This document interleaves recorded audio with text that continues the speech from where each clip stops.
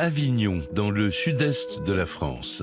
Connue dans le monde entier, elle est réputée pour son patrimoine historique et sa douceur de vivre. On est dans la basse vallée du Rhône, c'est un des joyaux du sud de la France. Il y a ces remparts, ce pont d'Avignon, célèbre pour la chanson, et puis la cité des papes, parce que c'est là où les papes ont résidé au XIVe siècle. Mais lorsqu'on quitte le cœur historique, changement de décor. À quelques kilomètres à l'est de la ville, voici Agroparc, un quartier moderne avec des entreprises, des universités, une cité étudiante. Une banlieue un peu à part.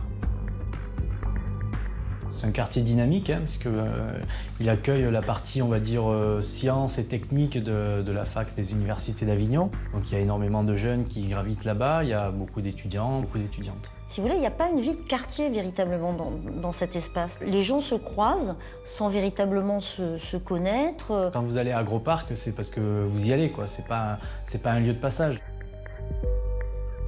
Et ce quartier périphérique se vide de ses habitants pendant les vacances.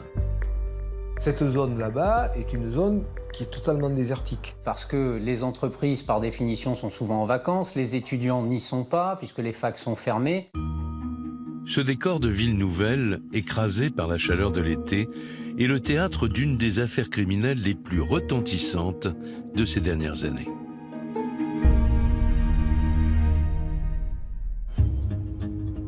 Nous sommes au mois d'août 2013. Alors que la plupart des appartements sont fermés, quelques habitants n'ont pas quitté Agroparc, comme Rosalie.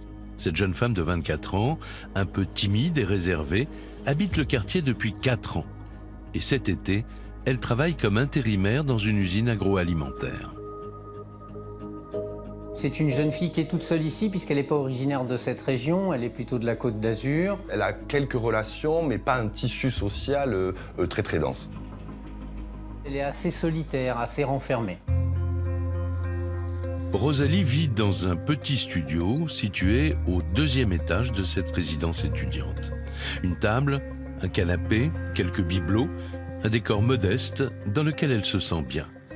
Jusqu'au 9 août 2013.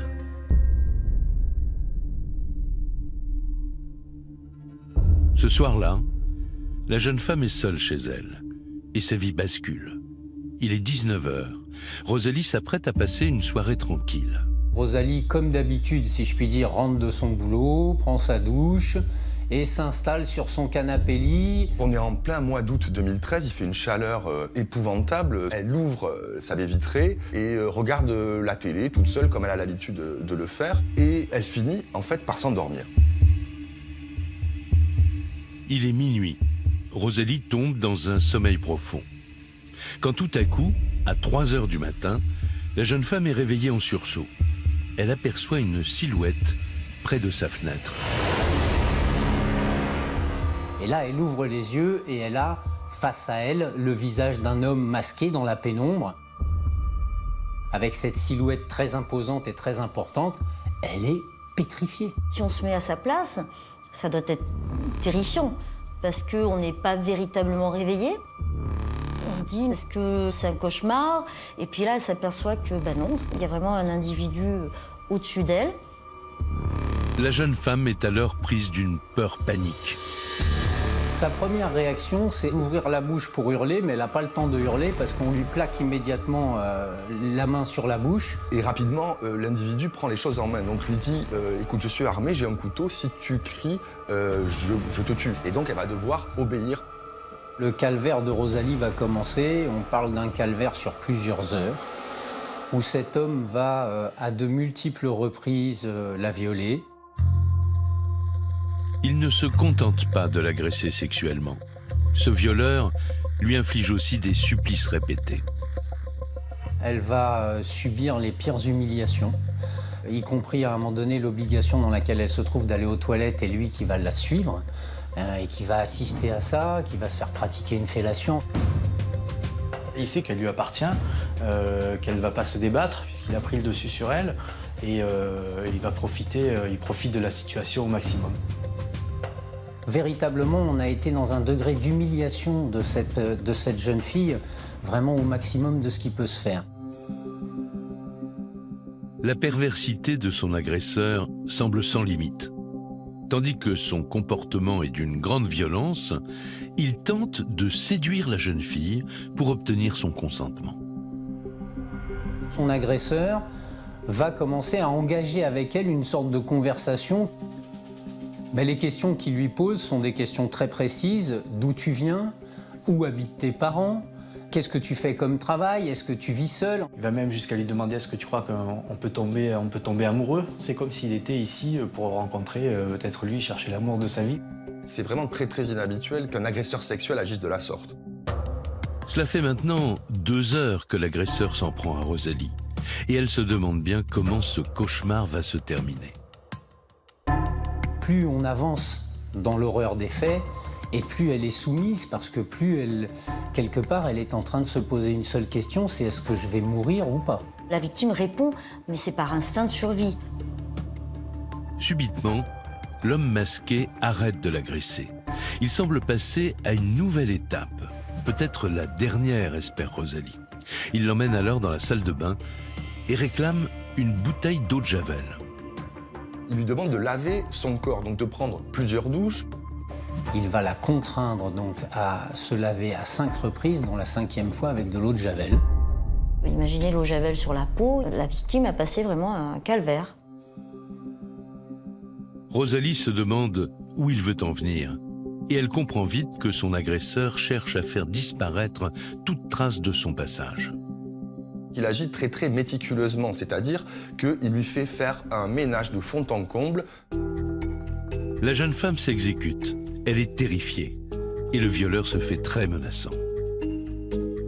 C'est vrai que l'individu aussi la menace en disant « si tu parles, je sais où tu habites, je reviendrai ». Des menaces qui sont prises bien entendu très au sérieux et qui sont aussi effrayantes que le reste. Quand il a fait ce qu'il avait à faire et qu'il était sûr qu'elle avait tout nettoyé, que ce soit bien lavé, lui part par la porte tranquillement comme n'importe quel habitant de l'immeuble. Le calvaire aura duré 3 heures. Rosalie est tellement traumatisée qu'il lui est impossible de raconter ce qu'elle a vécu. Elle n'a désormais qu'une idée en tête, se cacher pour que son agresseur ne la retrouve pas et ne rien dire à personne. Elle va être obligée de quitter ce lieu le plus vite possible. Elle va donc appeler sa meilleure amie et va lui dire « voilà, j'arrive, tu ne me poseras aucune question. Et je viens et j'ai besoin que tu m'héberges. » Elle n'arrive pas à raconter ou même à échanger quelque chose avec qui que ce soit à propos de cette nuit. Donc elle garde ça pour elle. Rosalie s'enfuit chez son amie à 200 km de là et elle ne veut parler à personne, y compris à la police. Elle est terrifiée à l'idée que son agresseur ne ressurgisse. Elle est encore terrorisée, Rosalie. Elle est encore sous le coup des menaces. Si jamais tu préviens la police, je te retrouve, toi et ta famille, etc. On ajoute très certainement à tout ça une phase qui commence très vite dans laquelle, pour survivre, il faut se dire que rien ne s'est passé.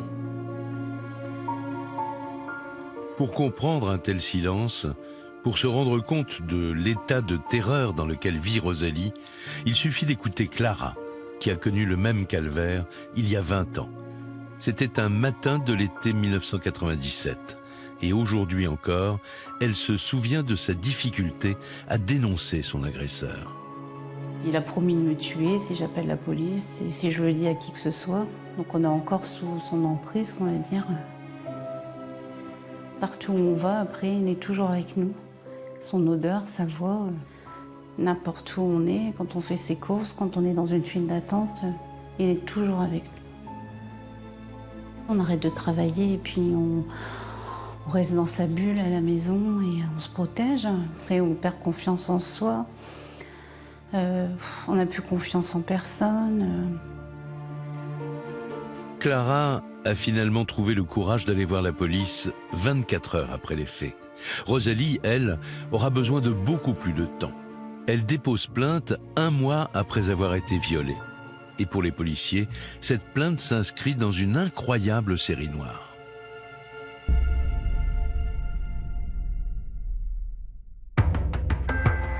Retour à Avignon. Nous sommes le 16 septembre 2013. Rosalie raconte finalement son calvaire à la brigade des mœurs. Et ce qui intéresse particulièrement les enquêteurs, ce sont les moindres indices qui permettraient d'identifier le violeur. Mais ils sont bien minces.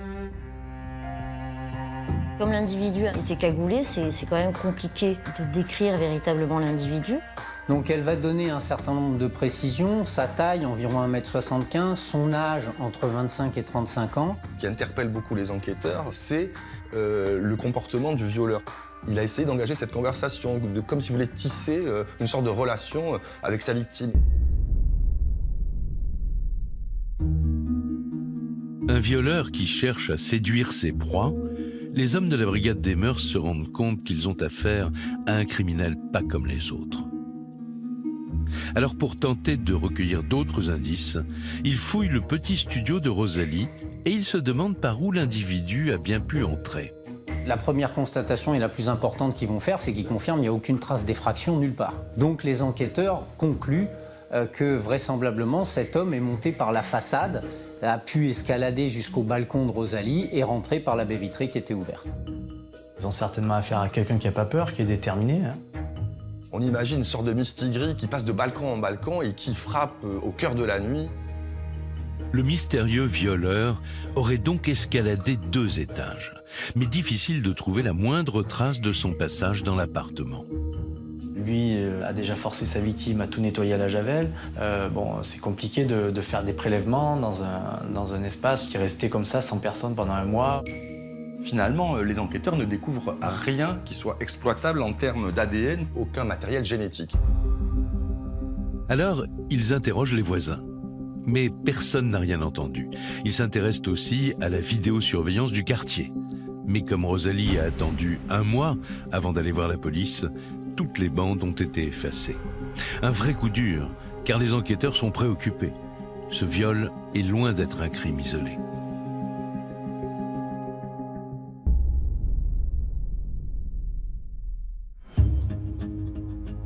Au commissariat, cela fait maintenant 1 mois et demi que des plaintes pour viol s'accumulent dans le secteur d'Agroparc. Lorsque Rosalie vient déposer plainte, les enquêteurs tiltent tout de suite parce qu'en fait, ils ont d'autres affaires. Il y a 3 viols et 2 tentatives de viol qui ont eu lieu, pareil, entre le mois d'août et septembre, toujours sur le même secteur et toujours à l'encontre de femmes. Et la liste est impressionnante. Martine, 62 ans, violée sur un petit chemin à Montfavet. Françoise, 78 ans, agressée sexuellement chez elle à Morières-les-Évignons. Claire, 24 ans, violée chez elle en pleine nuit à Agroparc. Juliette, 23 ans, qui échappe à un viol chez elle à Sorgues. Et enfin, Louise, 22 ans, violée chez elle en pleine nuit dans la même résidence que celle de Rosalie. Au total, 6 femmes sauvagement agressées. Les enquêteurs se demandent s'ils ont affaire à un ou plusieurs violeurs, car les profils des victimes sont très différents.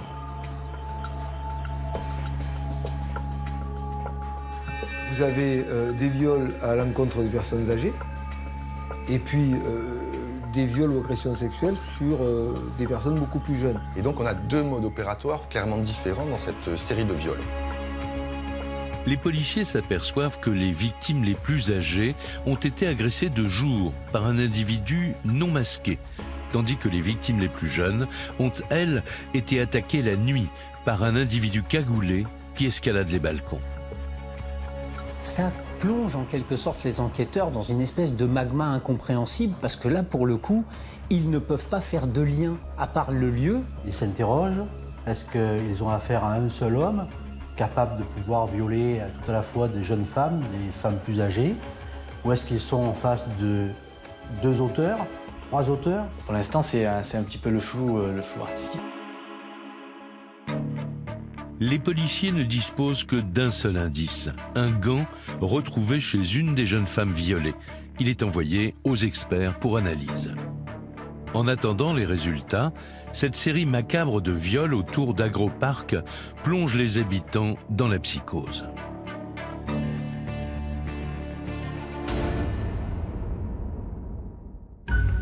La presse s'empare de toutes ces affaires et l'inquiétude gagne le Vaucluse. On ne parle que de ça, ça commence à faire la une des journaux. Dans une ville comme Avignon, où vous avez 100 000 habitants, ça fait rapidement le tour. Ça pouvait finalement toucher n'importe quelle femme, que ce soit des mamies, entre guillemets, des sexagénaires, comme des jeunes étudiantes. Même moi, hein, je regardais, je faisais attention à 2 fois qui approchait, qui parlait. Enfin, il y avait un climat de méfiance. Il y a eu beaucoup de femmes qui ne dormaient plus les vitres ouvertes, malgré qu'il fasse peut-être 30 degrés, qu'on soit en pleine saison d'été. Moi, j'ai rencontré des jeunes femmes qui disaient qu'elles préféraient partir, parce que c'était vraiment une peur panique. Conséquence, à la rentrée de 2013, de nombreux étudiants désertent la résidence universitaire d'Agroparc, craignant d'être les prochaines victimes. Alors les enquêteurs mettent les bouchées doubles. Grâce aux témoignages des femmes violées qui ont pu apercevoir leur agresseur, ils établissent un premier portrait robot. En renforçant toutes les patrouilles sur le terrain, ils se mettent en chasse de ce personnage. On essaie de voir, on essaie de déterminer, de repérer peut-être quelqu'un qui se trouverait là et qui n'a rien à y faire. Tout individu qui traîne la nuit là tout seul est suspect. Le premier qu'on va voir grimper au balcon, c'est pas bon pour lui, quoi. Tout le commissariat d'Avignon est mobilisé pour traquer le ou les violeurs.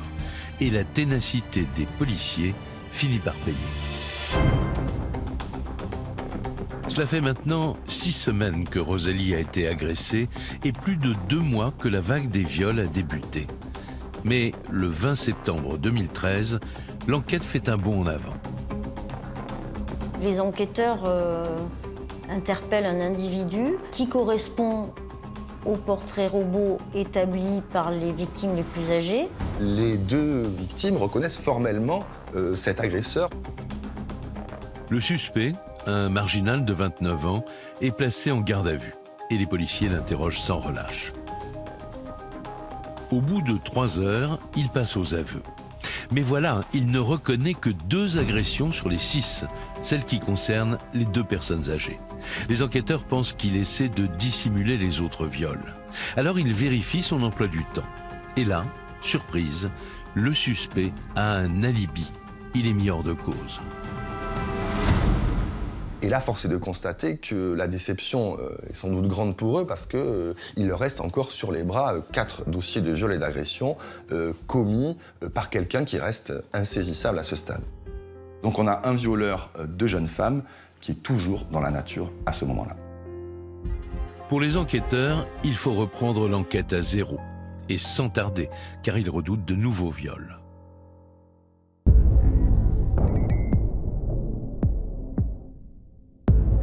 Malheureusement, leur intuition se confirme. 24 septembre 2013, il est 6 h du matin à Avignon. Anna, une jeune femme de 34 ans, est dans sa salle de bain.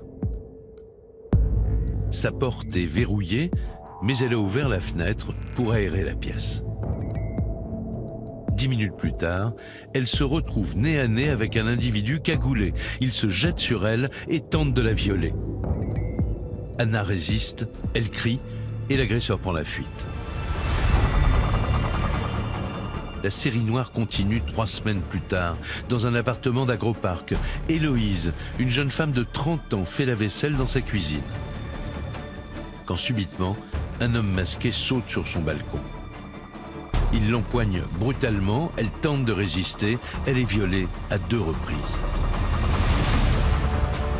Au commissariat, les enquêteurs sont atterrés. Ces viols ressemblent en tout point à celui de Rosalie et aux 3 autres jeunes victimes. Sans aucun doute, ils sont face à un violeur en série. C'est exactement le même modus operandi à chaque fois. Cette manière d'opérer, c'est quoi? D'abord, c'est de pénétrer par l'extérieur dans des habitations, chaque fois en escaladant une façade et en rentrant par des balcons. Il a une cagoule, il est ganté, il a le corps couvert. Il prend le temps d'échanger avec elles, il discute, il va leur poser des questions, il essaie de savoir qui elles sont, ce qu'elles font, ce qu'elles aiment dans la vie. L'individu, systématiquement, demande aux victimes de se laver plusieurs fois et l'appartement à chaque fois est nettoyé à l'eau de javel. Ce qui est quand même complètement atypique. L'enquête se complique. Si c'est un violeur en série, les policiers peuvent avoir affaire à un criminel chevronné. Alors ils repassent au crible les viols passés pour tenter de trouver de nouveaux indices. Et fin octobre 2013, la chance leur sourit enfin. Le gant, saisi sur une des scènes de crime, a parlé. C'est la première erreur de l'agresseur. Car l'ADN retrouvé sur ce gant correspond à celui découvert chez Claire et chez Héloïse, la 6e et toute dernière victime. L'hypothèse du violeur en série ne fait plus aucun doute. C'est le même individu qui s'est introduit dans les 3 appartements concernés. On a la démonstration scientifique de ce qu'on pressentait, de ce dont on était d'ailleurs déjà quasi certain au niveau policier, donc l'individu est le même. C'est une avancée fondamentale, c'est un formidable coup d'accélérateur à cette enquête. Ils ont enfin un fil sur lequel tirer. Là, il devient, et la presse titre, le violeur de balcon. L'enquête est relancée. Maintenant qu'ils détiennent un ADN et qu'ils pensent avoir affaire à un criminel en série, les policiers sont persuadés qu'il est déjà fiché comme agresseur sexuel. Et donc, ce profil génétique est intégré au fichier national et on voit si ça match. Et là, ça ne matche pas, parce qu'il n'a jamais été condamné. Donc on ne sait pas qui c'est. C'est un ADN qui appartient à quelqu'un d'inconnu. Ils ont quelques cartes dans leur jeu, mais il leur manque le reste. Et le reste, c'est évidemment l'identité de cette personne. Pour les enquêteurs, le plus dur reste à faire, mettre un nom sur le violeur des balcons. Alors ils concentrent tous leurs moyens sur un seul objectif, cerner la personnalité du criminel. Début novembre 2013, 3 mois après le viol de Rosalie, c'est le branle-bas de combat au commissariat d'Avignon. Des policiers chevronnés de Paris viennent en renfort. Au total, 18 enquêteurs travaillent désormais à plein temps sur l'affaire. Et parmi eux, une spécialiste, Emma Oliveira, psychocriminologue. En clair, une profileuse. À son actif, la traque du terroriste Mera à Toulouse ou encore l'affaire de la petite Fiona à Clermont-Ferrand. Il compte sur elle pour dresser le profil du violeur des balcons et identifier les suspects. Elle se focalise d'abord sur les 6 jeunes victimes. J'ai l'objet même du fantasme du violeur d'Avignon, c'est sa victime. Quand on est sur un crime, sur un meurtre, on a le corps, on a la scène de crime et on doit décortiquer, on fait comme on peut. Là, l'objet du fantasme est vivant, parle, a parlé avec l'auteur, a senti l'auteur. Donc j'essaye de presque demander à mes victimes finalement de profiler leur agresseur. Et voilà ce qui frappe tout de suite cette experte, le comportement si particulier du violeur, à la fois violent et séducteur. C'est vraiment une approche très violente qui fait que la victime est paralysée et n'émet pas de résistance. Et juste derrière, on voit que finalement, c'est pas une vraie personnalité violente parce qu'à aucun moment, il va user de sa force. C'est absurde de le dire, mais c'est une réalité criminologique. Il est poli, il est sensible, il est courtois. Bon. Au bout de quelques jours d'enquête, la profileuse oriente les recherches vers une catégorie bien particulière, celle des gentlemen violeurs. Ça ne veut pas dire qu'un violeur est un gentleman, mais ça veut simplement dire qu'il n'a pas besoin d'exercer de violence physique pour arriver à la jouissance, qu'il n'a pas besoin de voir souffrir ses victimes, c'est pas ça qu'il cherche. Le fantasme sous-jacent du violeur des balcons, c'est de trouver une femme avec qui il pourrait avoir un rapport sexuel, se rassurer de sa virilité. Il vit certainement célibataire, puisqu'il y a cette difficulté de nouer une relation avec la femme. Mais surtout, la profileuse formule une hypothèse très instructive. D'après elle, le violeur habiterait à Gros Parc ou les environs.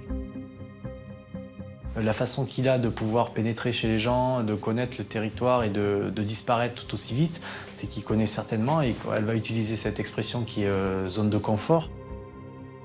Qu'est-ce qu'on en tire comme conclusion? Tout simplement de se dire, si c'est sa zone de confort, où il y habite, où il y travaille, ou en tout cas il y passe très régulièrement.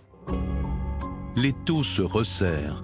Le violeur serait un familier d'Agroparc, un homme d'une trentaine d'années avec une vie stable et un travail, mais qui chercherait à combler un vide affectif. Finalement, la profileuse va dresser un portrait un peu un monsieur tout le monde, quelqu'un qui n'aurait pas de particularité saillante dans sa vie. C'est quelqu'un qui peut passer complètement inaperçu et qui, lors d'un, ne serait-ce qu'ils l'ont peut-être contrôlé sans le savoir. Les enquêteurs éliminent donc les suspects au profil atypique, les marginaux, les malades mentaux et les criminels endurcis. La plupart du temps, selon eux, le suspect serait un homme normal, mais ses instincts de prédateur peuvent se réveiller à tout moment. Il est préparé, il est déterminé, il prémédite ses actes. Il emmène des gants, de quoi pas laisser de traces. Ça montre une certaine intelligence, c'est-à-dire qu'il a les capacités de planifier et de réfléchir à comment pouvoir continuer ses méfaits sans se faire prendre. C'est quelqu'un qui ne s'arrêtera pas. En tout cas, qui ne s'arrêtera pas spontanément et qui ne s'arrêtera pas tout seul. Et donc, il faut s'attendre à ce qu'il y ait d'autres actes si on ne l'arrête pas. Il faut donc l'interpeller au plus vite. Et les policiers disposent d'un profil un peu plus précis qui leur permet de resserrer leurs investigations. Ils pensent être près du but, mais le violeur des balcons est beaucoup plus méfiant qu'il ne se l'imagine.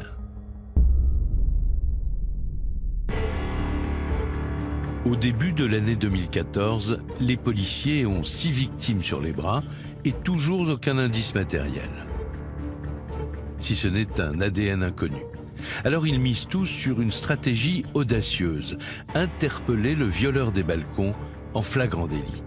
Des enquêteurs en civil quadrillent la zone d'Agroparc. Ils en sont quasiment réduits à attendre que le violeur des balcons frappe encore. Parfois, il n'y a que comme ça que l'agresseur commet l'erreur qui va permettre son interpellation. Les policiers sont à l'affût, mais pendant des jours, des semaines et même durant 8 mois, rien ne se passe. Le violeur semble s'être volatilisé. Ce qui est assez curieux, c'est qu'au moment où on va mettre en place des moyens très importants pour des investigations dans le cadre de cette enquête, il n'y a plus de faits. Il n'y a plus rien qui se passe. Les enquêteurs se demandent si est-ce qu'un jour on va véritablement mettre la main dessus. Alors que le violeur des balcons frappait quasiment toutes les semaines à l'automne 2013, en 2014, plus de viols. Les policiers s'interrogent, est-ce la fin de la série noire ou un simple répit? Ce rôdeur de la nuit reste totalement insaisissable. On est face à des professionnels de la surveillance, de la planque, voilà, de l'écoute, de la filature. C'est pas des bleus quand même, hein. C'est quand même un peu l'élite de la police française. Ce violeur des balcons ridiculise un petit peu les forces de l'ordre. Mais les enquêteurs craignent une chose, s'il ne s'est pas enfui, il violera à nouveau un jour ou l'autre. Peut-être ont-ils peur que ce sentiment d'impunité l'amène à franchir un autre cran. Après tout, pourquoi pas de passer du viol au meurtre. Tout envisagé. C'est en quelque sorte une course contre la montre afin de savoir finalement lequel des deux va arriver en premier. Est-ce qu'on va arriver à l'interpeller avant qu'il recommette d'autres faits ou pas? Et le 6 juin 2014, les craintes des policiers se confirment. Dans une résidence étudiante non loin du centre-ville d'Avignon, il est minuit. Anaïs, une jeune fille de 17 ans, dort profondément. Subitement, elle se réveille en sursaut. Un homme se tient à califourchon sur elle. Cet homme cagoulé, ganté, qui agit la nuit. Donc on est quand même sur le même mode opératoire. Et en fait, elle doit son salut juste au fait qu'elle était mineure. C'est-à-dire que la jeune fille, lorsqu'il veut la violer, elle lui dit « je suis mineure » et à ce moment-là, ça l'arrête immédiatement. Anaïs a connu la peur de sa vie, mais elle a échappé au viol. Les policiers en sont persuadés, le mode opératoire le prouve, ils ont affaire aux violeurs des balcons. Alors ils accentuent leurs efforts, ils multiplient les rondes, analysent les caméras de vidéosurveillance. Car il a déjà fait 7 victimes, et les enquêteurs n'ont toujours aucun indice pour le confondre.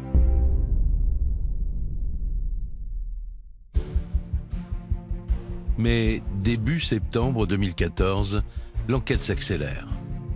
À Morières-les-Avignon, non loin d'Agroparc, Elisa, une jeune femme de 35 ans, est réveillée chez elle, en pleine nuit, par un homme cagoulé. Il tente de la violer. Mais Elisa est ceinture noire de karaté, elle se débat, elle le repousse et elle échappe de peu au viol.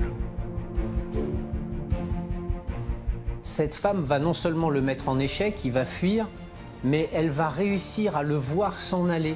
Elle va regarder par un petit hublot et elle va voir un véhicule partir. Elle est persuadée que c'est le véhicule qui est utilisé par son agresseur. Donc elle n'a pas pu noter la plaque d'immatriculation, mais en fait, elle a bien reconnu le modèle. Elle est assez précise dans son témoignage. Elle dit que c'est un véhicule Renault Kangoo de couleur grise. Ça, c'est le début de la fin pour le violeur en série.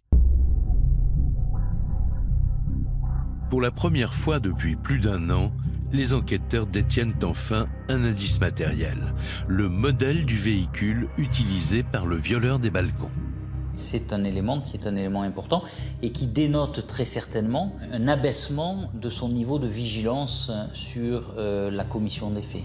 À partir du moment où vous voyez que ça marche et que ça marche à plusieurs reprises, on s'installe dans une sorte, et c'est affreux ce que je vais dire, mais une sorte de routine. Et c'est cette routine qui souvent vous fait baisser la garde. L'enquête prend une nouvelle ampleur. Les policiers recherchent maintenant des conducteurs d'utilitaires au profil proche de celui dressé par la psychocriminologue. Ça permet quand même aux enquêteurs de réduire le champ des suspects possibles. Ils se sont concentrés sur tous les propriétaires de Renault Kangoo dans la région. On va peut-être pouvoir faire des recoupements avec le fichier des cartes grises, avec les gens qui habitent dans le coin qui seraient possesseurs de ce genre de véhicule. Dans la région d'Avignon, toutes les patrouilles concentrent désormais leur surveillance sur les Kangoo grises. Si le violeur est toujours dans le secteur, sa capture n'est plus qu'une question de jours. Seulement voilà, les policiers sont pris de court. Le 14 octobre 2014, 1 mois et demi après la dernière agression, l'homme frappe à nouveau, mais pas du tout dans sa zone de prédilection. Il a ressurgi à 80 km de là, plus au sud, à Aix-en-Provence. Il est minuit dans ce petit appartement. Patricia, 24 ans, vient de s'endormir. Au même moment, une silhouette escalade la façade jusqu'au balcon du 2e étage où la fenêtre est ouverte. L'individu, masqué et ganté, se précipite jusqu'à la chambre. Patricia est violée pendant 1 heure. Un interminable calvaire durant lequel l'agresseur laisse une trace. On retrouve son ADN sur la victime. Les policiers se demandent immédiatement s'ils ont affaire au violeur des balcons. Et les résultats tombent, il n'y a pas de doute, c'est bien lui. On a vu quelle pouvait être la difficulté pour les policiers, alors même qu'ils sont dans une zone de quelques dizaines de kilomètres carrés, de pouvoir appréhender un auteur. Et on se retrouve avec quelqu'un qui commence à commettre ses méfaits à une centaine de kilomètres de là. C'est le cauchemar qui continue pour eux, parce qu'on se dit, il a élargi son cercle d'action, il peut frapper à Aix-en-Provence, il peut aller à Marseille, à Nîmes, à Montpellier. Les policiers se posent la question de savoir est-ce qu'il n'est pas en train de leur échapper pour de bon, de leur filer entre les doigts. Pendant 1 mois, entre Agroparc et Aix-en-Provence, les policiers ne savent plus trop où orienter leur surveillance. Le violeur des balcons se joue des enquêteurs. Car le 30 novembre 2014, il frappe à nouveau à Avignon, son territoire de chasse. Il est 6 heures du matin. Au 2e étage d'un immeuble près du centre-ville d'Avignon, Amélie, 27 ans, dort profondément à côté de sa petite sœur. Quand subitement, un inconnu pénètre dans la chambre par le balcon. Nous avons retrouvé Amélie. Elle est encore très traumatisée et préfère rester anonyme. Je suis réveillée parce que je sens la présence de quelqu'un dans mon studio. Plus précisément, quelqu'un qui se baisse sur moi. Donc je le sens pas physiquement, mais je sens une présence qui me regarde. Amélie n'est pas complètement réveillée et elle se demande si elle n'est pas en train de faire un cauchemar. J'ouvre les yeux et je vois quelqu'un de cagoulé avec une grosse capuche sur la tête, tout noir. Le premier réflexe, ça a été de pousser un cri. Et donc il était suffisamment prêt pour La seconde qui a suivi, mettre la main sur la bouche et de l'autre un couteau sous la gorge. Amélie est paralysée par la peur. Elle se dit que sa dernière heure est arrivée. C'est alors que l'agresseur découvre que sa petite sœur dort à ses côtés. Je l'ai retrouvé quand même à quelques centimètres de mon visage, alors qu'il n'avait pas vu ma petite sœur à ce moment-là. Et dès lors où il a vu, il s'est reculé et nous a plus approchés. Donc oui, je reste convaincue que si elle n'avait pas été là, je n'ose même pas imaginer ce que j'aurais subi. L'homme masqué bat en retraite. Amélie est persuadée d'avoir échappé de justesse au viol. Il nous précise qu'on a de la chance, qu'habituellement il plante les gens, mais que nous, il ne nous planterait pas. L'individu exige alors de l'argent. Amélie lui donne tout ce qu'elle a. Il s'enfuit avec 80 € en liquide. Pour les enquêteurs, le violeur des balcons a encore frappé, mais il n'a commis aucune erreur qui permettrait enfin de l'identifier.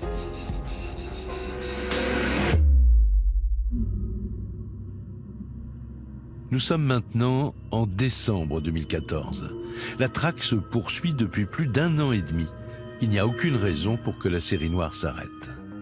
Quand, le 15 décembre, en pleine nuit, à Morières-les-Avignon, non loin d'Agroparc, Yacine, 26 ans, dépanneur sur autoroute, est appelé pour une urgence. Il a accepté de nous raconter la suite, mais en restant anonyme. Il y a environ 1h30 du matin, quand je commence à sortir de chez moi, je vois un individu en fait en train d'escalader une sorte de petite rambarde qu'il y a sur un balcon, le balcon de la voisine. Croyant un cambriolage, il va sortir et il va le mettre en fuite et essayer de le rattraper. Je cours après lui, il traverse la route, je le perds dans le lotissement qui est juste en face. Donc là, vu que je connais bien le quartier, je sais qu'il n'y a qu'une seule sortie. Je me dis, je vais attendre derrière des arbres. Et il va finir par le voir s'engouffrer dans un véhicule Kangoo. Yacine aperçoit donc un Kangoo gris. Mais ce n'est pas tout. Il parvient à noter un détail capital. J'ai pris la plaque d'immatriculation et je me souviens encore, il me semble avec la précipitation, ou peut-être qu'il a fait exprès, il n'avait pas allumé les feux. Il prévient alors immédiatement les policiers. Il leur donne l'immatriculation de cette fourgonnette sans imaginer un seul instant l'importance de cette information. À ce moment-là, en fait, je me suis juste dit que j'ai peut-être aidé à arrêter le cambrioleur qui sévissait dans mon quartier. Le mot Kangoo, avec un homme qui escalade un bâtiment, je pense que chez pas mal de policiers d'Avignon, il y en a beaucoup qui ont dû se regarder les yeux dans les yeux. Est-ce que tu penses à ce que je pense en fait? C'est ça en fait, un élément providentiel, c'est limite un cadeau de Noël. C'est la lumière qui arrive enfin après des mois et des mois dans le brouillard. Et donc c'est véritablement ce fichier national des cartes grises qui va apporter aux enquêteurs l'élément, le dernier élément qui leur manquait pour résoudre enfin cette affaire. Immédiatement, les policiers consultent le fichier des cartes grises. La voiture appartient à un homme de 32 ans, mais il est totalement inconnu des services de police. Il découvre que ce Kangoo appartient à Abdelhamid Zouari. C'est un jeune père de famille, il a 2 enfants. Il travaille pour une société qui est basée dans le secteur d'Agroparc. Un homme de 32 ans, bien inséré, père de famille, avec un travail à Agroparc. Il correspond en tout point au portrait dressé par la profileuse. Agroparc, c'est l'endroit, c'est Montfavet, c'est l'endroit où ont été commis la plupart de tous ces viols. Les enquêteurs se disent, bon, ça correspond. Ça correspond. Il y a de fortes chances pour que ce soit lui. Donc ils vont vérifier que le téléphone de cet homme était présent sur les lieux de commission des faits au moment de commission des faits. Ça match. Jamais les policiers n'ont eu jusqu'ici une telle accumulation d'indices. Alors pas question de perdre une minute. Ils décident d'interpeller Abdelhamid Zouari, un personnage qui leur réserve bien d'autres surprises. Nous sommes le 6 janvier 2015. La nuit vient de tomber sur Avignon. Les policiers sont persuadés de toucher enfin au but. Ils retrouvent la trace de la Kangoo sur un parking. Ils se mettent en planque et au bout de quelques minutes, Zouari surgit. Ce suspect est arrêté à la sortie d'un centre commercial. Il n'oppose aucune résistance à son arrestation. Il est conduit dans le calme, je dirais, au commissariat central d'Avignon pour être interrogé. On le met en garde à vue pour viol. Donc nécessairement, il sait pourquoi il est en garde à vue. Avant toute chose, les policiers prélèvent son ADN pour le comparer à celui retrouvé sur des scènes de viol. Puis l'interrogatoire commence. Zouari est très calme. Il répond tranquillement aux questions. Les enquêteurs s'attendaient à une partie difficile, mais rien ne se déroule comme prévu. Il se passe ce que les enquêteurs n'imaginaient pas, c'est-à-dire qu'à peine assis et après avoir décliné son identité, il reconnaît les faits. C'est pas une garde à vue comme les autres. C'est quelqu'un qui, une fois arrêté, voit l'enquêteur comme s'il était au confessionnal. Voilà. L'enquêteur, c'est le prêtre à l'ancien temps et c'est le psychanalyste ou le psychiatre d'aujourd'hui. Pour lui. J'avoue. Il dit c'est moi qui suis l'auteur des viols et je vais vous expliquer comment ça s'est passé. Il se souvient précisément des lieux, de la configuration des appartements, de ses victimes, de ce qu'il a pu faire. Et donc, il passe à table, comme on dit. Disons qu'en matière de viol, généralement, les violeurs présumés essayent de minimiser, même de nier les faits. Alors que lui, il avoue tout. Au commissariat, la tension est à son comble. Les enquêteurs n'en reviennent pas. Personne n'ose interrompre Abdelhamid Zouari. Il reconnaît avoir violé 5 jeunes femmes, Rosalie, Claire, Louise, Héloïse et Patricia, et il avoue même avoir tenté d'en violer 4 autres, Juliette, Anna, Anaïs et Elisa. Abdelhamid Zouari libère sa conscience, mais lorsqu'il lui faut expliquer cette incroyable série d'agressions, il devient moins bavard. On lui demande pourquoi, et, il va juste parler de pulsions en fait, qu'il n'a pas pu réfréner, qui lui sont arrivées comme ça. Il dit vaguement qu'il repérait du linge féminin ou des petites culottes qui pendaient au balcon pour repérer les célibataires, les jeunes filles qui habitaient seules, et qu'à partir de là, il revenait le soir. Et ce n'est pas tout. Zouari souhaite faire une déclaration supplémentaire. Les enquêteurs n'en croient pas leurs oreilles. Il avoue tout ce qui lui reprochait, et même d'autres affaires qui n'étaient jamais parvenues à la connaissance de la police. Il n'y a pas que ça. J'ai aussi commis 4 autres faits qu'il va nommer. Il avoue ainsi un viol commis à Aix-en-Provence il y a 7 mois, mais ignoré de la police car la victime, Marie-Hélène, n'avait pas porté plainte. Il s'accuse également de plusieurs vols avec violence et de 2 cambriolages, tous commis sur des jeunes femmes à Avignon. Comme Sabrina, 25 ans, il l'a agressée dans son parking, 5 jours seulement avant son interpellation. Je vois un homme qui sort d'entre 2 voitures. Il m'a attrapé par derrière. Il pose sa main sur ma bouche et il me dit « Donne-moi tout ce que tu as sur toi, sinon je te tue ». Et puis il m'a plaqué contre le sol. Et il me serre fort sur le cou et je me dis « Ça y est, je vais mourir ». Et puis, au fur et à mesure, il m'étranglait, je perdais souffle. Enfin, j'avais plus de force. Puis, l'homme traîne Sabrina au sol jusqu'à sa voiture. Je pleurais toutes les larmes de mon corps. J'étais à bout, je me suis dit quand il me ramenait dans la voiture que c'est bon. Là, j'allais être violée ce soir-là. Et puis, je sais pas pourquoi, j'ai parlé en arabe. Je lui ai dit que ce qu'il faisait, c'était pas bien, qu'il allait le payer un jour et que...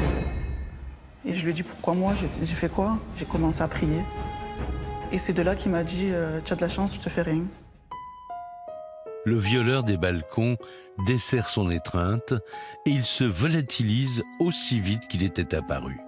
Mais les enquêteurs se demandent bien pourquoi ce soir-là, il a épargné sa victime. Cet individu s'arrête quand en face il y a ce que lui-même a nommé un électrochoc. Le fait de discuter en arabe, de l'entendre prier en arabe, c'est pas possible, je peux pas passer à l'acte. Ça le renvoie à ce qu'il est lui avant d'être agresseur, c'est-à-dire père de famille, fils d'une femme maghrébine, etc., etc. Et je pense que c'est ce qui va faire qu'il va s'arrêter. À l'issue de 48 heures de garde à vue, Abdelhamid Zouhari est mis en examen pour 6 viols, 4 tentatives de viol, 1 vol avec arme, 1 vol avec violence et 2 violations de domicile. Il est écroué à la maison d'arrêt du Pontet. Dans la région d'Avignon, les habitants respirent enfin et les victimes retrouvent un semblant de tranquillité.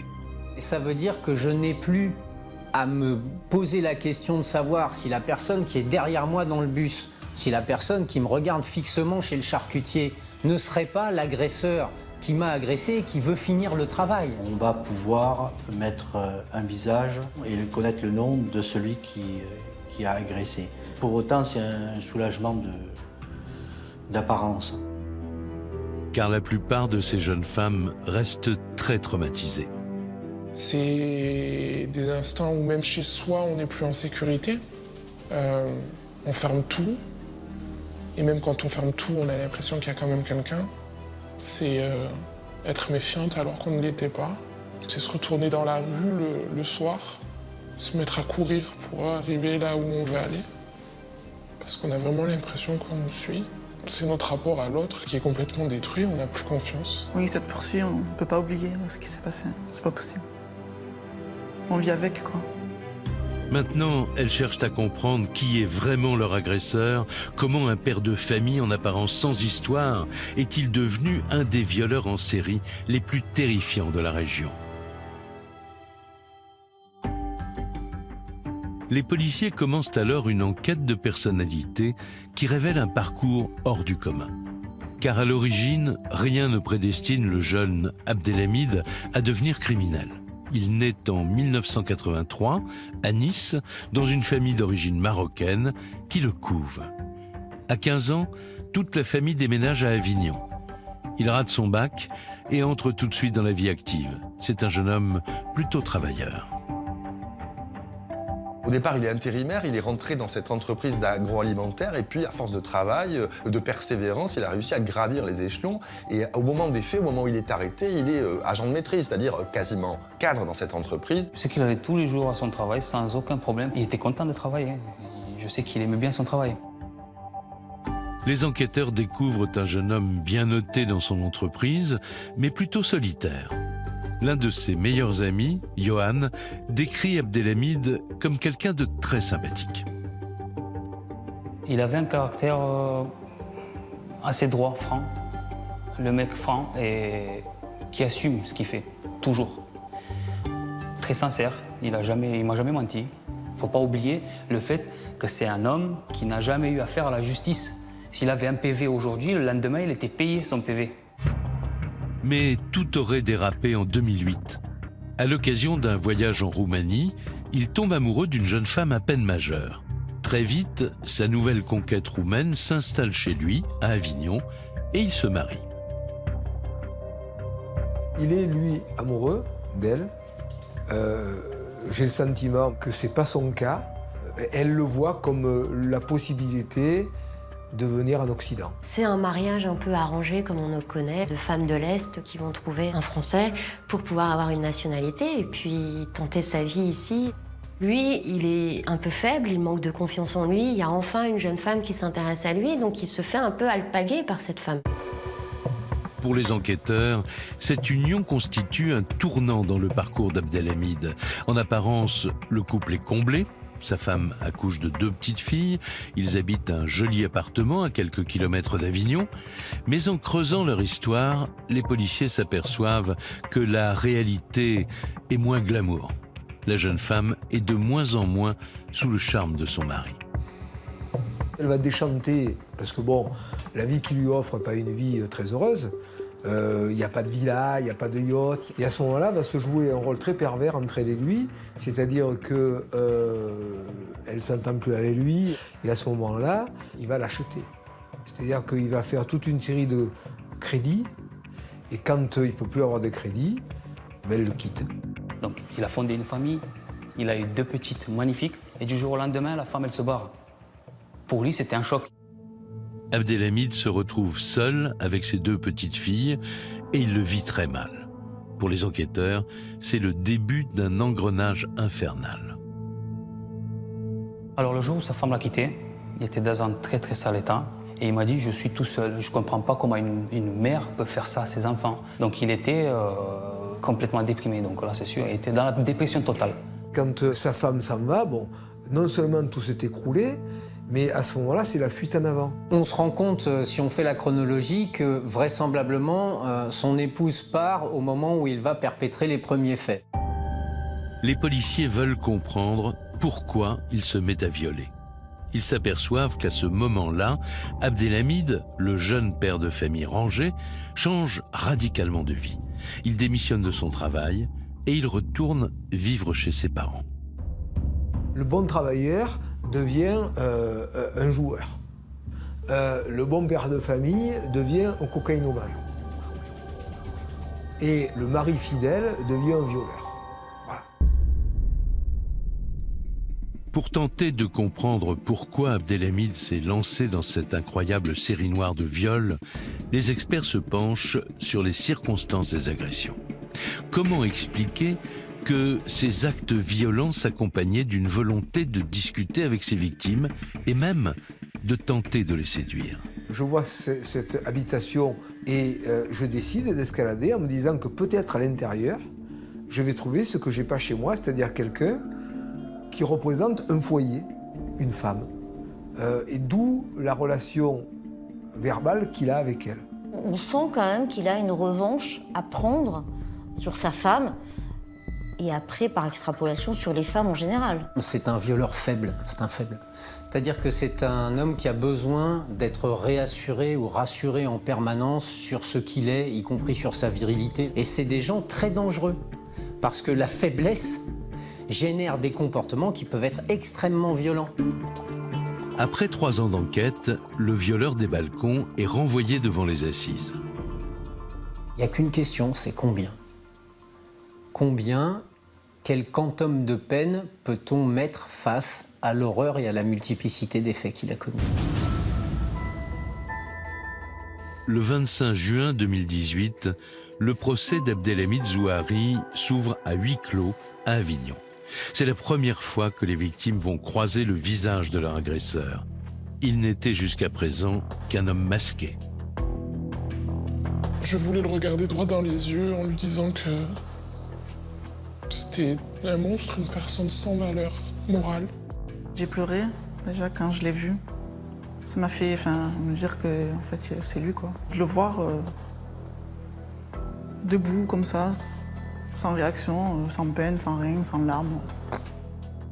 Et ce qu'attendent avant tout ces jeunes femmes, c'est une sanction exemplaire. J'ai envie qu'il paye, j'ai envie qu'il prenne des années. J'aurais même tendance à dire j'ai envie qu'il ressorte plus. Le violeur des balcons encourt 20 ans de prison. Mais du côté de la défense, on brandit la carte de la pénitence. Zouhari espère toucher les jurés par ses regrets et sa psychothérapie engagée en prison. J'ai rarement vu un accusé faire preuve d'autant de constance dans ses propos et dans sa volonté de s'amender et dans l'envie de s'excuser.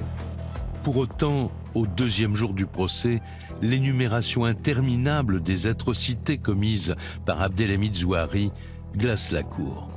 Tout le monde est saisi par le récit à la barre de ces jeunes femmes détruites au plus profond de leur chair. C'est de l'ordre de l'indigestion presque. Cette répétition permanente pendant 48 heures a été extrêmement lourde, extrêmement pesante pour tout le monde. Bon, moi j'ai pas été violée certes, mais là on prend vraiment conscience du monstre qu'il est quand on entend les autres victimes,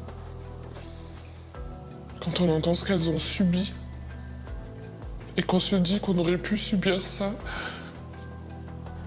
Je sais pas si j'aurais eu la force d'être sur mes 2 jambes comme elles le sont, elles. L'avocate générale requiert la peine maximale, soit 20 ans de prison.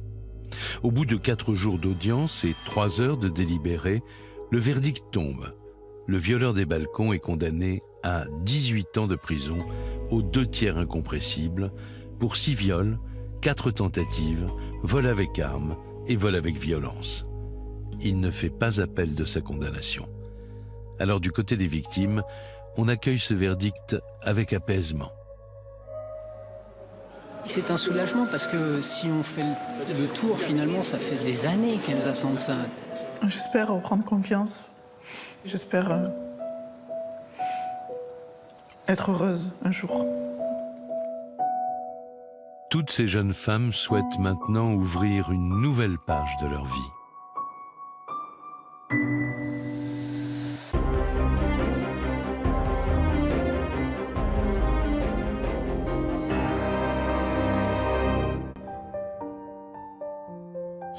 Elle adorait ses enfants. C'était une mère dévouée. J'ai toujours trouvé qu'elle était magnifique et qu'elle avait une personnalité incroyable. Tout le monde adorait Suzanne. C'était un amour. Grâce à elle, les clients se sentaient comme chez eux. Elle les mettait à l'aise. Il y avait des rubans jaunes et des policiers partout. Et j'ai compris qu'il s'était passé quelque chose de terrible. C'est là que je me suis vraiment rendu compte que c'était fini. Que je ne la reverrai plus jamais. Jamais. On voulait tous savoir ce qui s'était passé. Comment ça avait pu arriver et qui avait fait ça. Salut Jeff. T'es prêt à parler? Je ne veux plus en parler. Je veux un avocat. Je lui ai dit, Jeff, je veux que ce soit clair. Tu as tué cette femme. Pour l'instant, je ne peux pas t'inculper. Mais ne crois pas que je vais laisser tomber. Tu vas devoir surveiller tes arrières toute ta vie.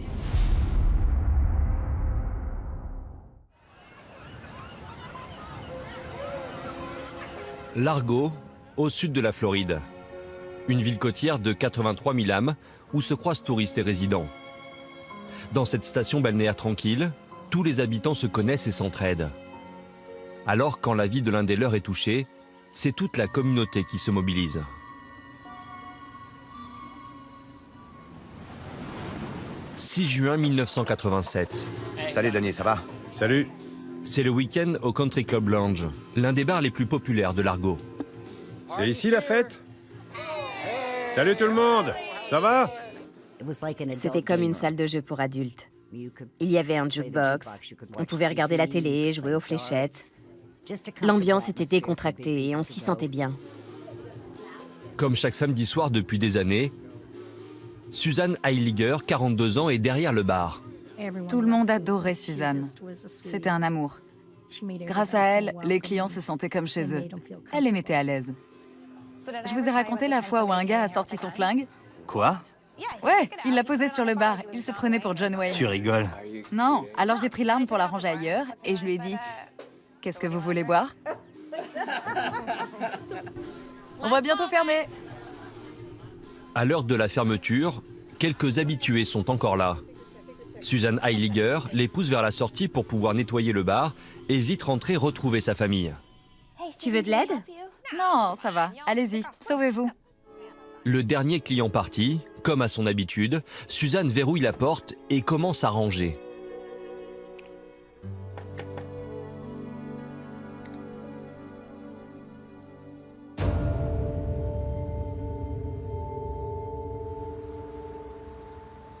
Le lendemain matin, vers 4 heures, c'est une toute autre ambiance devant le bar.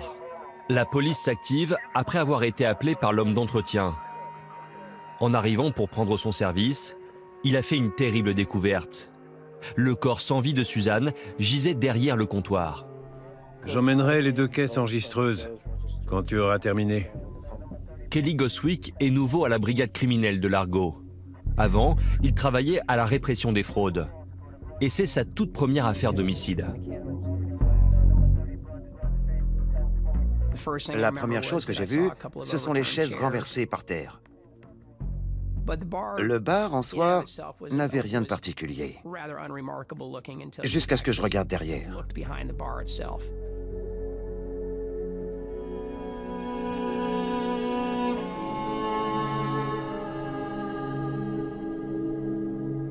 Suzanne Heiliger est étendue par terre, la gorge tranchée. Kelly Goswick remarque que la caisse enregistreuse est ouverte et presque vide. De l'autre côté du bar, il y a un trophée cassé. Et non loin de là, des petits morceaux de plafond sont éparpillés par terre. Il y a également des bouteilles de bière qui jonchent le sol en direction des toilettes.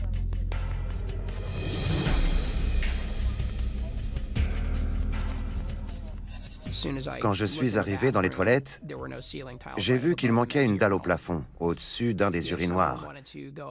Si quelqu'un avait voulu grimper là-haut, il se serait sûrement appuyé sur l'urinoir. Alors on a observé l'urinoir d'un peu plus près et on a découvert une trace dessus. Une trace plutôt inhabituelle. Pendant que la police scientifique cherche des empreintes, les enquêteurs passent la scène de crime au peigne fin pour trouver d'autres indices. Notre tueur voulait vraiment sortir d'ici. C'était l'empreinte d'une basket. Et même à l'œil nu, on la distinguait très bien. Goswick se dirige vers la porte de derrière qui est ouverte. Dehors, il découvre d'autres indices sur le sol. On dirait un morceau de plafond, comme ceux qu'on a retrouvés à l'intérieur. Et ce n'est pas tout. Dans les buissons, il trouve une autre partie du trophée cassé. Et quelques mètres plus loin, il y a un torchon ensanglanté. Le meurtre de Suzanne est un choc et la nouvelle se répand très vite dans toute la ville. Les habitués du bar, horrifiés, s'agglutinent devant l'établissement dans l'espoir d'en savoir plus. La propriétaire du bar est dans la voiture.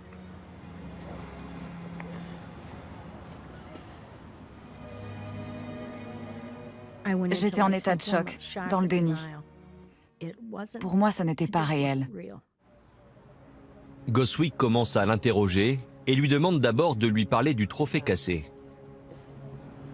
J'avais un client qui avait un vieux trophée de bowling qui nous faisait bien rire. Mais ça n'a pas de valeur. Vous faisiez des travaux dans les toilettes des hommes? Non. Pourquoi? Il manque des dalles au plafond. C'était déjà comme ça? La réponse de la propriétaire confirme l'hypothèse de Goswick. Je me suis dit que quelqu'un avait dû se cacher dans les combles avant la fermeture et qu'il en était sorti une fois les clients partis pour pouvoir cambrioler le bar. Mais quand il est tombé sur Suzanne, ça a mal tourné. Pour Goswick, cela ne fait aucun doute. Parmi les clients qui étaient venus boire un verre ce soir-là, se cache forcément le meurtrier.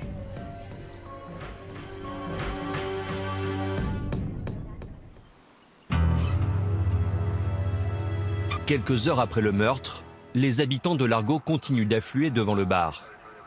Comment et par qui Suzanne Heiliger a-t-elle été assassinée? Pour tous, c'est l'incompréhension la plus totale. Le mari de Suzanne, Bill Heiliger, arrive lui aussi devant la scène de crime. Mais il est loin d'imaginer le drame qui vient de se produire. Excusez-moi. Bill est à la recherche de sa femme qui n'est pas rentrée du travail hier soir. Inquiet, il a décidé de se rendre au bar. Ma femme travaille ici, elle va bien? Qu'est-ce qu'il se passe? Monsieur, je suis désolé, mais votre épouse est décédée. Quoi? Bill Heiliger est inconsolable. Il vient de perdre la femme de sa vie.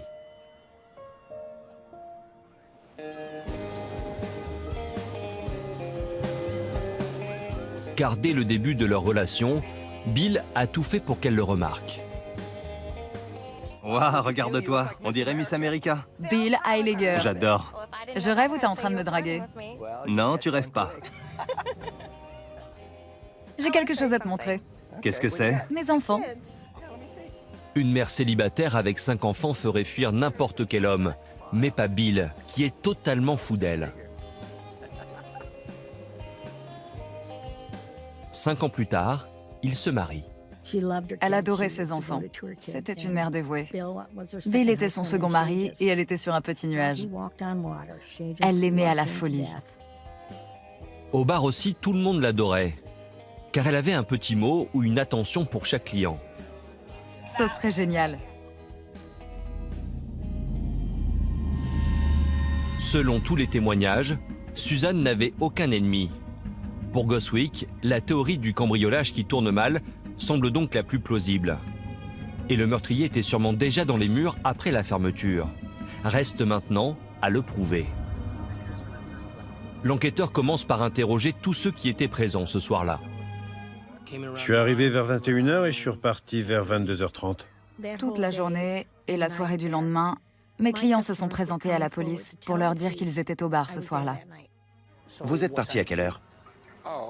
Vers 1h15, 1h30 du matin, à la fermeture. Les interrogatoires s'enchaînent, mais Goswick n'a toujours pas l'ombre d'une piste. Jusqu'à ce qu'il parle à Dottie Hermans, l'amie de Suzanne. Cette dernière se souvient clairement avoir vu un homme étrange au bout du bar. Je l'ai trouvé louche. On aurait dit qu'il n'avait pas vu la lumière du jour depuis une éternité. Il avait le teint cireux. Ça m'a interpellée. Je n'arrêtais pas de me demander ce qu'il faisait là. Il était seul? Oui, je crois. Mais il discutait avec ce gars, Scott, qui a travaillé pour moi pendant quelque temps. Ils avaient l'air de se connaître. Ensuite, Scott est parti et le gars est allé aux toilettes. C'était vers 1h30 du matin. Et puis, il est revenu s'asseoir au bar. Et au moment où on finissait nos verres, il s'est levé et il est retourné aux toilettes.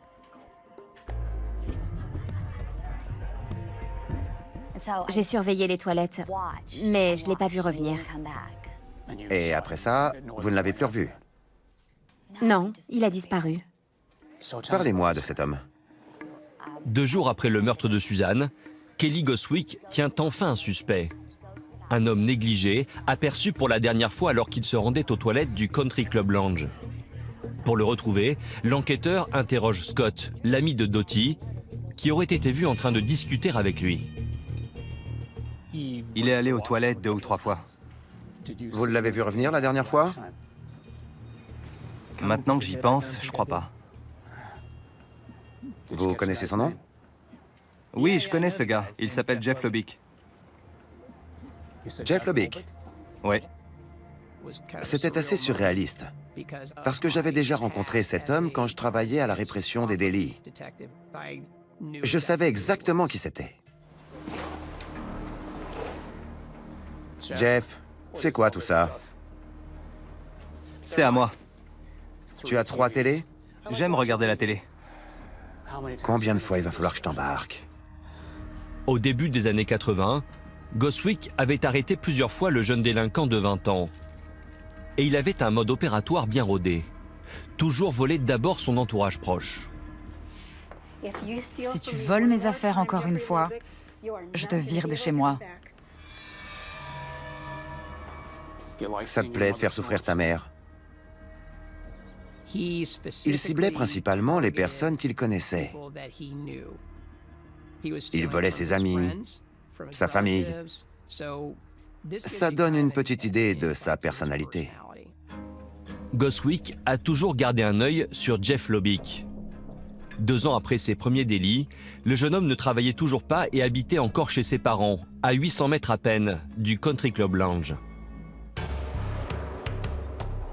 L'inspecteur Goswick imagine qu'il a sans doute voulu passer à la vitesse supérieure en cambriolant ce bar. Alors il décide d'aller l'interroger. Jeff savait comment ça marchait. Alors, je devais être très prudent sur la façon d'aborder le sujet et sur ma façon de lui parler. Je peux entrer? J'ai quelques questions à te poser. J'ai appris que tu étais au Country Club Lounge le soir où Suzanne Ellinger a été tuée. Oui, c'est tragique.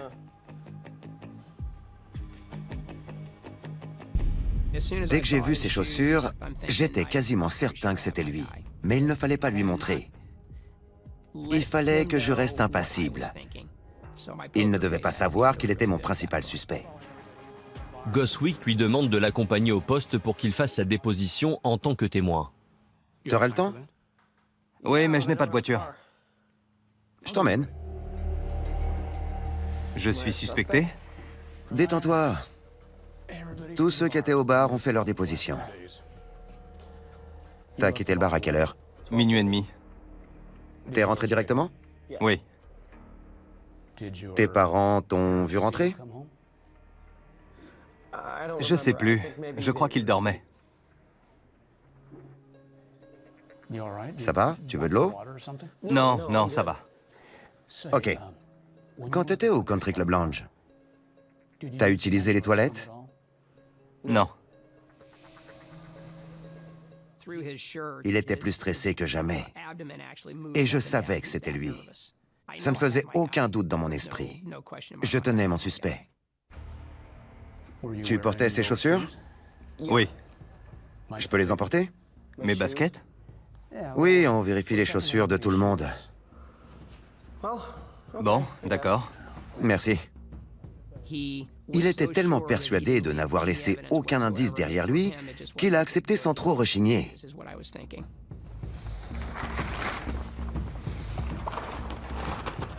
Très bien, merci. Bon, on a terminé? J'ai des gens à aller voir. À ce stade de l'interrogatoire, si Goswick veut obtenir des aveux, il doit poser des questions plus directes. Et Lobick est assez malin pour comprendre que dorénavant, il vaut mieux pour lui qu'il se taise. Ok, Jeff. Je vais te lire tes droits. Tu as le droit de garder le silence. Tout ce que tu diras pourra être retenu contre toi. Non, non, non, c'est bon. J'en ai marre. Je me tire. L'interrogatoire était terminé.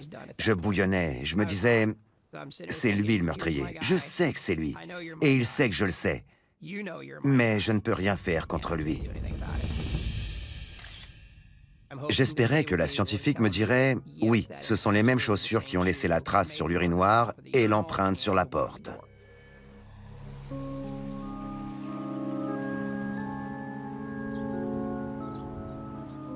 Alors que Goswick attend les résultats du labo, les funérailles de Susan Heiliger sont organisées à Largo. La ville a rarement vu autant de monde à un enterrement. C'est là que j'ai réalisé. Ça a été le déclic.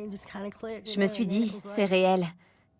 Quand je me réveillerai demain, elle aura toujours disparu. Et je peux rien faire pour changer ça. C'est là que je me suis vraiment rendu compte que c'était fini. Que je ne la reverrai plus jamais. Jamais.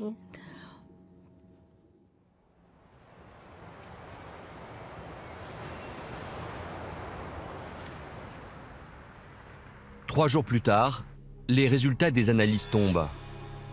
Les chaussures de Lobick correspondent bien à l'empreinte retrouvée sur la porte, mais la trace sur l'urinoir ne permet pas d'obtenir un résultat concluant. Il aurait pu expliquer la présence de l'empreinte de sa basket sur la porte. Son explication aurait sûrement été maladroite, mais il en aurait trouvé une. Ça aurait été beaucoup plus difficile d'expliquer la trace de sa basket sur l'urinoir menant au trou dans le faux plafond. Et si Goswick ne peut pas prouver que Lobick s'est caché dans les combles, sa théorie du cambriolage qui tourne mal tombe à l'eau.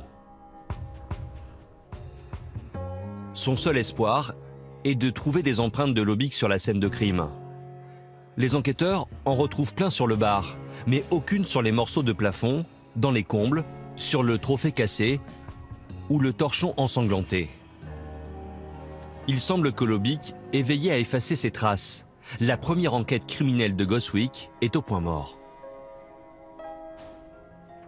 Tout ce qu'il peut faire, c'est garder un œil sur Lobick, en espérant qu'il fasse une erreur et qu'il parle de cette nuit-là à quelqu'un. Mais il ne dira rien à personne. J'étais furieux contre la police de Largo.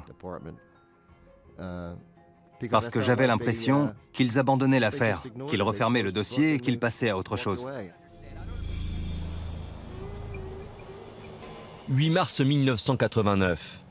2 ans après le meurtre de Suzanne, Jeff Lobick est incarcéré pour un autre cambriolage.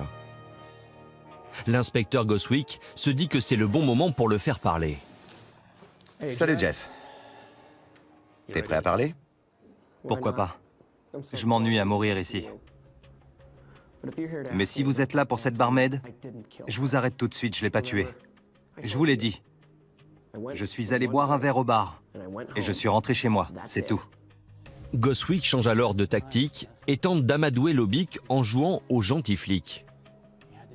Je lui ai dit, Jeff, je sais ce que t'as fait, et je sais que tu n'avais pas l'intention de la tuer. J'en suis sûr, t'es juste un cambrioleur. Il a baissé la tête. Il me regardait pas, et il fuyait mon regard. C'est le moment où, en général, ils finissent par craquer.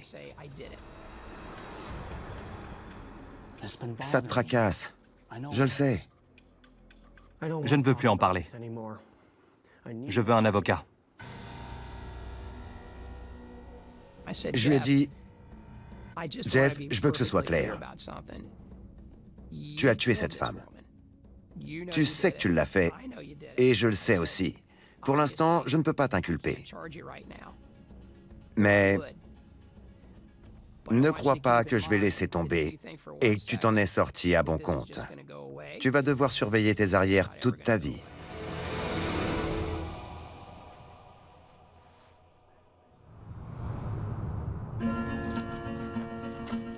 Goswick cherche pendant des mois quelque chose de concret qui pourrait relier Lobick au meurtre de Suzanne. Mais il ne trouve rien. J'étais furieux, complètement hors de moi. Encore une fois, j'étais au point mort. Et encore une fois, j'allais devoir refermer le dossier sans avoir fait le moindre progrès. En septembre 1989, Goswick est réaffecté à un autre service. Pendant les 14 années de détention de Lobick, les enquêteurs vont se succéder et réexaminer le dossier pour essayer de maintenir Lobick derrière les barreaux. En vain. En 2003, cela fait 16 ans que Susan Heiliger a été assassinée. Quelques mois avant la libération de Lobick, l'affaire, toujours non élucidée, atterrit sur le bureau des enquêteurs Joe Coyle et Keith Barton. Mais à peine ont-ils réouvert le dossier qu'ils sont attaqués dans la presse par Bill, le veuf de Suzanne. T'as vu le journal? Regarde à la page 2. Après avoir patienté pendant des années, Bill Heiliger, le mari de Suzanne, part en guerre. Dans une interview accordée à un journal local, il déclare que la police de Largo a complètement abandonné l'affaire. Il disait qu'aucun policier de Floride ne méritait les honneurs. Je crois que je m'en souviendrai toute ma vie. Il semblait penser qu'on avait tout simplement jeté le dossier de sa femme. Joe Coyle rend aussitôt visite à Bill. Écoutez, on n'a jamais arrêté de chercher. Dites plutôt que vous avez enterré le dossier et que vous l'avez oublié. Je lui ai dit, je ne peux rien vous promettre. Mais je sais qui c'est et je vais essayer de le coincer. Je vais tout faire pour y arriver. Écoutez, quand tout ça sera terminé, vous me remercierez, vous verrez.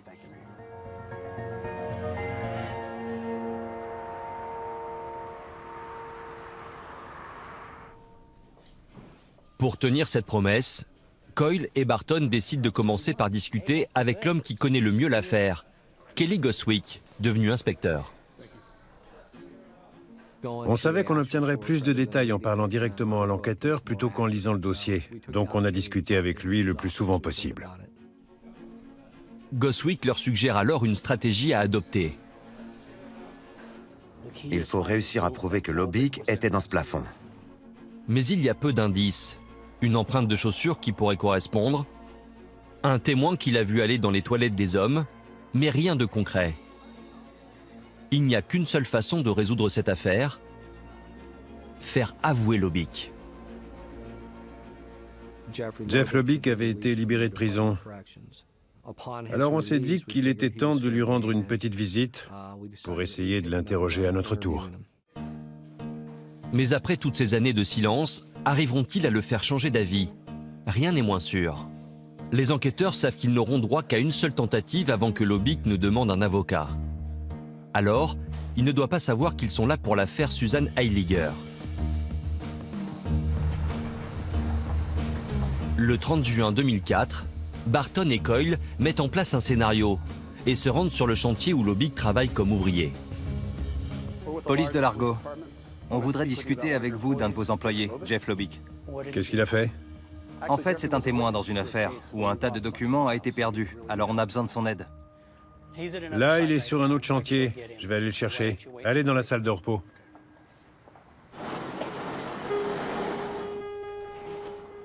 Pendant qu'on attendait, on a réaménagé la salle de repos en installant la chaise de Lobick tout près de la porte et les nôtres en face de la sienne. L'objectif, c'était de faire sentir à Lobick qu'il pouvait partir quand il voulait, qu'il n'était ni enfermé ni piégé par 2 enquêteurs armés, qu'il pouvait quitter la pièce à tout moment et qu'on ne l'en empêcherait pas. Coyle et Barton pensent que la seule chance de faire avouer Lobick, c'est de le mettre à l'aise et de le laisser parler en espérant qu'il en dise un peu trop. Mais ils doivent y aller doucement. Un seul faux pas, et Lobick pourrait leur glisser entre les doigts à jamais. Il arrive.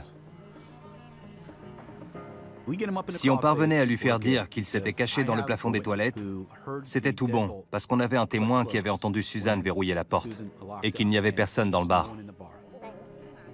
La personne qui était encore dans le bar à ce moment-là est celle qui a tué Suzanne, et c'était la même qui s'était cachée dans le plafond des toilettes. Il fallait qu'il avoue s'être caché dans le plafond et être monté sur l'urinoir. Juste avant que Lobick n'arrive, les enquêteurs mettent leur magnétophone en marche. On s'est dit que si on réussissait à le faire parler et à l'enregistrer, on n'aurait pas besoin de convaincre les gens de sa culpabilité. On n'aurait plus qu'à leur faire écouter l'enregistrement. Salut Jeff, je m'appelle Joe Coyle, je suis de la police de Largo. Comment ça va? Ça va. Keith Barton. Les enquêteurs savent que Lobick est tendu, alors ils redoublent d'efforts pour ne pas éveiller ses soupçons. Leur histoire, ce sont 2 policiers sympas mais un peu idiots qui tentent de reconstituer le dossier de Suzanne parce que les documents d'origine ont tous été perdus. Comme vous le savez peut-être, le poste de police a déménagé dans un nouvel immeuble. Et au cours du déménagement, on a perdu pas mal de dossiers. Et pas de chance, c'est à nous de faire les recherches pour remplir les blancs. L'idée, c'était de lui raconter notre histoire. Du genre, « Salut Lobick, on est là pour l'affaire et alors qu'on connaissait cette affaire par cœur, on jouait les gars un peu stupides. » C'était qui l'enquêteur déjà? Goswick? Oui, c'est ça.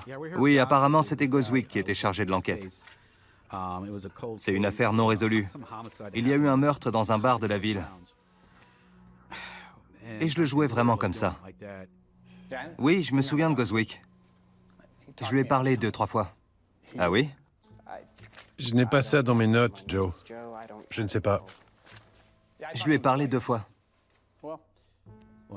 Et au fil de la conversation, Lobick a commencé à se détendre et à baisser sa garde. Quand ils sentent que Lobick mord à l'hameçon, Barton et Coyle referment le piège sur lui. Goswick a parlé du plafond des toilettes pour hommes. Mais vous ne savez rien là-dessus, si? J'ai dit à Goswick que j'étais monté dans les combles.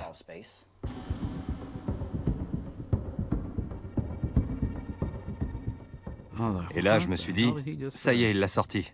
Comme ça. J'ai la chair de poule rien qu'en y repensant. C'est tout naturellement qu'il a avoué être monté dans les combles. Et pourquoi vous êtes allé là-haut? Pour fumer du crack. Quand j'ai entendu ça, j'ai vraiment failli tomber de ma chaise. C'est exactement ce qu'on attendait de lui. Il fallait qu'il avoue avoir grimpé jusqu'au plafond, et il ne l'avait jamais fait jusque-là. Mais ça, il l'avait oublié. Il pensait avoir dit à Goswick qu'il était allé là-haut. Mais il ne l'avait jamais avoué. Vous êtes monté pour fumer du crack? Je ne voulais pas qu'on me voie, alors j'ai grimpé là-haut. Personne l'a su. Donc vous avez grimpé là-haut en vous appuyant sur l'urinoir, c'est ça? Parce que je crois qu'on a retrouvé votre empreinte de chaussure dessus. Oui, c'était forcément la mienne. Deuxième aveu. C'était dingue. Hé, Lobick, on a besoin de toi. On prend du retard. Il faut que j'y retourne. Et c'est ainsi que Jeff Lobick a raconté de lui-même aux enquêteurs ce qu'ils essayaient de lui faire avouer depuis 17 ans. Après ça, on était sonnés. On s'est pris dans les bras. On n'arrivait pas à y croire. Et là, on s'est dit, oh, espérons que le magnétophone a tout enregistré. J'ai dit à Goswick que j'étais monté dans les combles. C'est bon, ça y est, on le tient. On a tout de suite appelé Goswick dans la voiture. Je lui ai dit, tu ne vas pas y croire, devine. Il s'est caché dans les combles. Il a répondu, c'est pas vrai. Je t'assure, il a avoué, on a tout enregistré. J'étais fou de joie. Je me suis dit, ça y est, on va enfin pouvoir l'arrêter. 17 ans après le meurtre de Susan Heiliger, les enquêteurs peuvent désormais prouver ce qu'il s'est passé au Country Club Lounge, cette fameuse nuit du 7 juin 1987. Salut Denis, ça va? Salut. C'est un samedi soir comme les autres. Le bar est bondé. C'est ici la fête? Salut tout le monde. Ça va? Content de te voir. Jeff Lobick est là, lui aussi. C'est un gars du coin, alors personne ne le remarque, sauf Dottie, l'amie de Suzanne. Elle est intriguée par son comportement étrange. Vers 2 h du matin, Susan Heiliger annonce la fermeture du bar. On va bientôt fermer. On ferme, les amis. C'est à ce moment-là que Lobick disparaît dans les toilettes.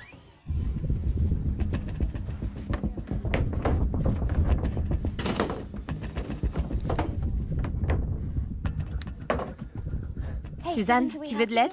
Non, ça va. Allez-y, sauvez-vous. Ok, à demain. Ok, salut. C'était génial, merci. À demain.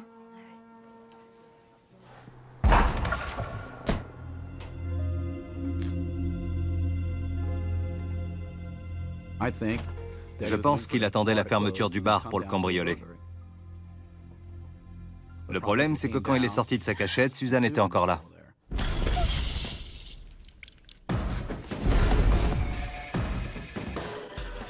Il a sûrement utilisé le trophée pour la frapper à la tête. Et elle a perdu connaissance. Ensuite, il l'a traînée derrière le bar et c'est là qu'il lui a tranché la gorge.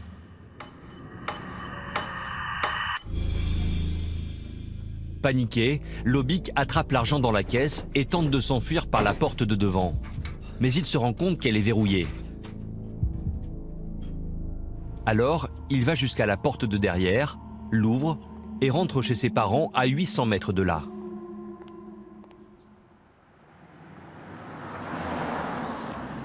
Une fois le mandat d'arrêt en poche, Joe Coyle et Keith Barton peuvent arrêter Jeff Lobick.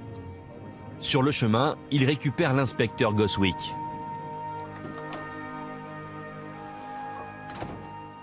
Il méritait d'être là. Après tout ce qu'il avait traversé, c'était la moindre des choses. Cette affaire l'avait hanté durant toute sa carrière.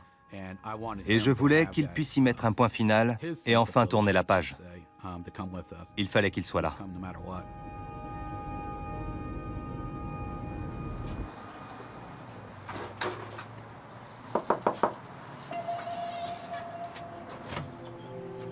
Sortez, s'il vous plaît. Quand il nous a vus tous les trois, il a eu l'air pétrifié. Je pense qu'à ce moment-là, il a compris que c'était fini pour lui. Je t'avais dit que je reviendrais.